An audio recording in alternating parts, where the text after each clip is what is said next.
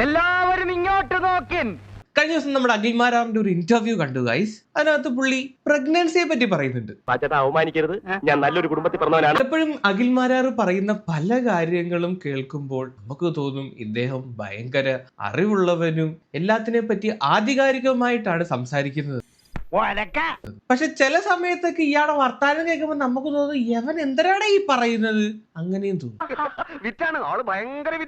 അങ്ങനെയും തോന്നും. ശരിക്കും അണ്ണൻ ആരാണ് എനിക്ക് മനസ്സിലാവണില്ല, സീരിയസ്ലി മനസ്സിലാവുന്നില്ല.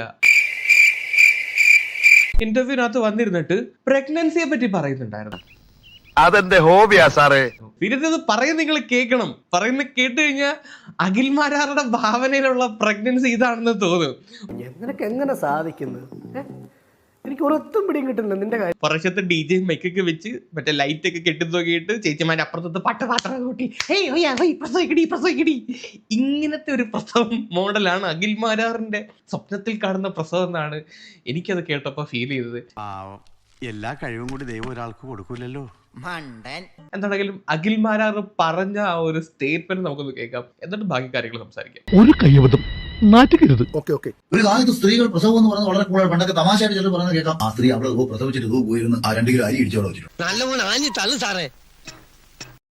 എന്തൊരു അമ്മായി പൂർണ്ണ ഗർഭിണി നെല്ല് കുത്തിക്കൊണ്ടിരുന്ന പ്രസവവേദന വന്നത്. ആ ഒലയ്ക്ക് അങ്ങോട്ടൊന്ന് ചാരി വെച്ചിട്ട് അപ്പുറത്തെ മുറി പോയി കുഞ്ഞിനെ പെറ്റിട്ടിട്ട് ഇപ്പുറത്തേക്ക് വന്നിട്ട് അമ്മായി ഒരൊറ്റ ചോദ്യ, എന്താണ് ആ ബാക്കി നെല്ലും കൂടെ ഞാൻ. ഇതൊക്കെ എന്ത് ഇത്ര നിസാരമായിട്ട് സ്ത്രീകൾ വളരെ എൻജോയ് ചെയ്തിരുന്ന ഒരു പ്രോസസ്സിനെ വളരെ എൻജോയ് ചെയ്തിരുന്ന പ്രോസസ് ബുദ്ധിയില്ലാത്തൊരു മനുഷ്യൻ എങ്ങനെ പഠിപ്പിച്ചെടുക്കാനാ? അതാ ഞാൻ നേരത്തെ പറഞ്ഞത്. പണ്ടൊക്കെ ഡെലിവറി റൂമിൽ പാട്ടും മേളവും കൂത്തും ഒക്കെ ഉണ്ടായിരുന്നു. പ്രസവിക്കാൻ നേരത്തെ എല്ലാവരും കൈകൊട്ടി ആഹ്ലാദിക്കുമായിരുന്നു. പ്രസവിക്കടി ഇത്രയും എൻജോയ് ചെയ്തിരുന്നു. ഒട്ടും പെയിൻ ഇല്ലല്ലോ പ്രസവിക്കുന്ന സമയത്ത്. പെയിൻ എന്ന് പറഞ്ഞ സാധനമേ ഇല്ല. എന്തോ കുത്തി പറയുന്ന പോലെ എനിക്ക് ഫീൽ ചെയ്യുന്നുണ്ട് കേട്ടോ. എനിക്കറിയില്ല ഈ പ്രസവ വേദന എത്ര സ്ത്രീകൾ എൻജോയ് ചെയ്യുന്നത് അഖിൽമാരാറുടെ അറിവിലുണ്ടെന്ന്. നിങ്ങളുടെ കോട്ടത്തിലെ ഭാഗത്തൊക്കെ ഇങ്ങനാണോ? ഇത്ര എൻജോയ്മെന്റ് ഒക്കെ ഉണ്ടായിരുന്നോ? ഒരു മാറ്റം ഇല്ല. കേരളത്തിൽ തന്നെ ആണോടെ ഇതൊക്കെ ചെയ്തിരുന്ന ഒരു പ്രോസസ്സിനെ ഇവിടുത്തെ കുറെ ആശുപത്രികളും വന്ന് ഇവിടുത്തെ കുറെ രക്ഷകർത്താക്കളെ ഇതിങ്ങനെ പ്രഷർ കയറ്റി വെച്ച് അതോടുകൂടി ഞാൻ പറയുന്നത് മുഴുവൻ കേൾക്കൂ.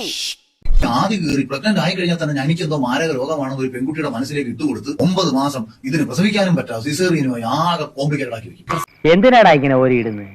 എങ്കിൽ കുഴപ്പമുണ്ടായിരുന്നില്ല. പുള്ളി പറയുന്നത് പ്രസവം പണ്ട് ഭയങ്കര എളുപ്പമായിരുന്നു എന്ന് പറഞ്ഞു കഴിഞ്ഞാൽ പൂ പറിക്കുന്ന ലാഘവത്തോടു കൂടി അങ്ങോട്ട് പോയിട്ട് സിമ്പിളായിട്ട് പൂ പറിച്ചിട്ട് തിരിച്ചു വരുന്ന പോലെ വളരെ എൻജോയ് ചെയ്തിരുന്ന ഒരു സാധനം. പറയാതിരുന്നിരുന്നെങ്കിൽ ഓക്കെയാണ്. പക്ഷെ നിങ്ങൾ കംപ്ലീറ്റ് ഹോൾ സിസ്റ്റത്തിനെ ജനറലൈസ് ചെയ്ത് സംസാരിച്ചുകൊണ്ടിരിക്കുകയാണ്.